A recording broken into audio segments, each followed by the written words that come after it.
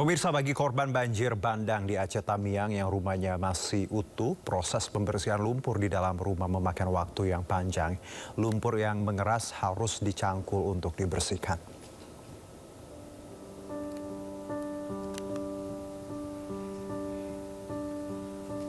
Ya, beginilah kondisi rumah warga Aceh Tamiang yang sudah dipenuhi timbunan lumpur.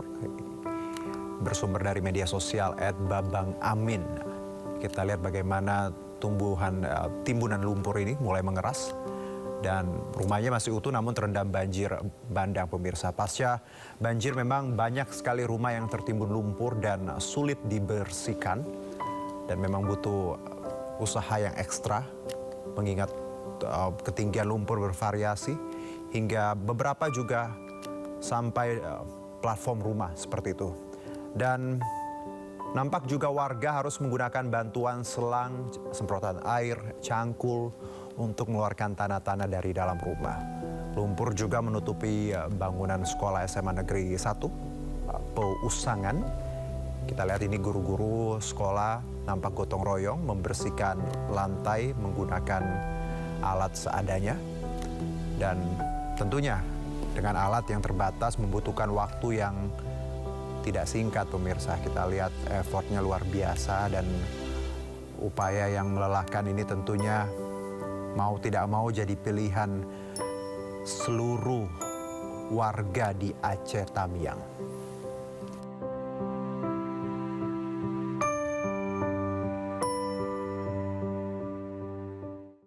Ya, hal yang serupa, pemirsa, kondisi rumah korban bencana banjir bandang longsor di Aceh Tamiang memang sangat memprihatinkan. Meski terendam lumpur, beberapa rumah terlihat masih utuh, namun sisanya sudah hancur tanpa atap. Ini rumah kesekian, saya mau masuk salah satu rumah korban banjir bandang. Ini udah bukan banjir bandang lagi, ini udah banjir lumpur.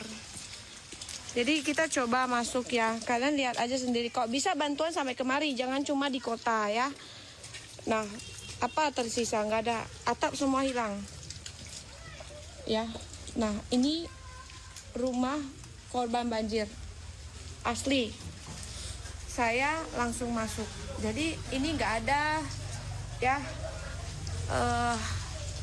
maksud apa-apa. Saya cuma pengen bantuan bisa sampai kemari. Karena di sini bantuannya minim. Ya, tolong ya. Karena lumpurnya, lihat loh, ini dulunya ada momen bersama keluarga, ada kamar. Sekarang semuanya habis. Ya, teman-teman, jangkaulah sampai kemari, ya. Ya, tadi jangkaulah bantuan ya, tidak hanya di kota-kota tapi jadi di beberapa wilayah juga masih sangat minim dan belum maksimal. Nah, kita masih bicara Aceh, pemirsa. Ini lagi-lagi seorang influencer, Maggie Irawan, mengaku tidak kuat menjadi relawan di Aceh. Sambil menangis, ia berujar kondisi di Aceh sangat memprihatinkan pasca bencana. Aku capek banget nangis. Nangis terus. Belum ngabarin istriku, Bang. Cium, kau udah putih nangis lagi. Aduh, ya Allah, nangis terus lah. Ini juga ini teriak terus nih. Udah nangis juga. Pemirsa, seorang influencer yang juga stand up komedi membagikan aktivitasnya menjadi relawan di Aceh Tengah. Sambil menangis, ia membagikan bantuan ke warga yang melewati jembatan desa Tepin Maneh, Aceh Tengah. Kondisi jembatan putus, akses jalanan rusak, sulit dilalui kendaraan dan kuota bahan pangan yang terbatas membuat relawan sangat kesulitan mengirimkan donasi bantuan tepat sasaran ke pengungsi Aceh yang membutuhkan. Ditambah lagi kalau kita lihat, pemirsa ya, ini debu dan lumpur yang ada bahkan di wajah influencer ini kita lihat bahwa memang kondisi udaranya sangat buruk, plus juga hujan yang masih kerap turun.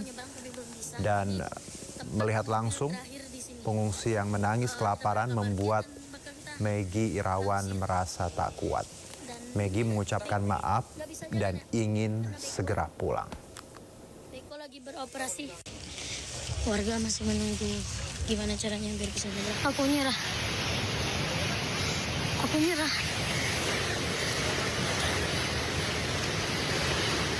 Masa cewek tuh nggak beras. Aku nyerah, pemerintah aku nyerah. Energiku nggak kuat untuk ini, aku anak kecil. Umurku 29 tapi kekuatanku nggak sebesar orang dewasa, aku nyerah. Aku mau pulang, lewat Takengon aku akan pulang naik pesawat. Aku nyerah Indonesia, aku nyerah. Maaf aku nggak bisa bantu ke lapangan. Aku nyerah. Aku nyerah. Aku nggak kuat. Jangankan logistik orang mau sampai ke lapangan. Logistik untuk diri kami sendiri aja. Kami belum makan sampai siang. Aku nyerah.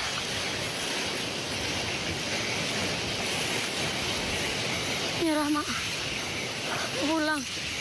Istriku aku... Ini kondisi yang memang di lapangan seperti itu pemirsa, bahwa kalau kita lihat bagaimana teman-teman relawan, ya, influencer juga yang bergerak di Aceh memang melihat bahwa medannya berat dan tadi bantuan tidak semuanya merata dan akses juga masih belum banyak yang masih belum bisa dilewati seperti itu. Nah, cerita lainnya masih dari Sumatera pemirsa, pengungsi bencana banjir bandang di Aceh, Sumatera Utara dan Sumatera Barat masih sangat membutuhkan bantuan makanan. Mirisnya ini keterbatasan makanan bayi, sejumlah bayi di posko pengungsian terpaksa memakan mie instan.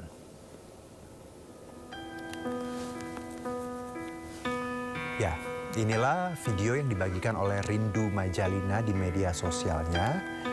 Bayi-bayi pengungsi di kawasan Aceh Tamiang ini terpaksa makan mie instan seperti yang dikonsumsi orang dewasa. Dan keterbatasan bantuan makanan untuk bayi membuat bayi usia 10 bulan ini memakan apapun yang didapatkan dari donasi dan bantuan pemerintah. Hingga saat ini tercatat sejumlah korban meninggal dunia akibat bencana Sumatera mencapai 1.053 jiwa dan 606.980 jiwa masih mengungsi karena rumahnya sudah hancur. Para pengungsi terdiri dari berbagai usia, mulai dari bayi dan hingga lansia.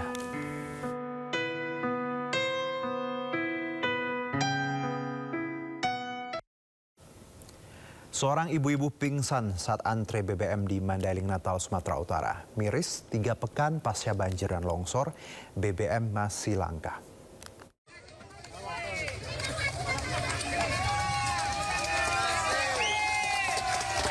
Petugas mengevakuasi seorang ibu yang pingsan saat antri BBM di Mandailing Natal, Sumatera Utara. Ia kelelahan saat berjuang mendapatkan BBM bersama warga lainnya. Kecelakaan BBM terjadi usai kawasan tersebut diterjang banjir dan longsor 3 pekan lalu. Hampir seluruh SPBU kehabisan stok hingga warga menyerbu SPBU yang masih menjual BBM. Kondisi warga semakin sulit akibat naiknya harga kebutuhan pokok. Dari Mandailing Natal, Sumatera Utara, Ahmad Hussein Lubis, iNews melaporkan.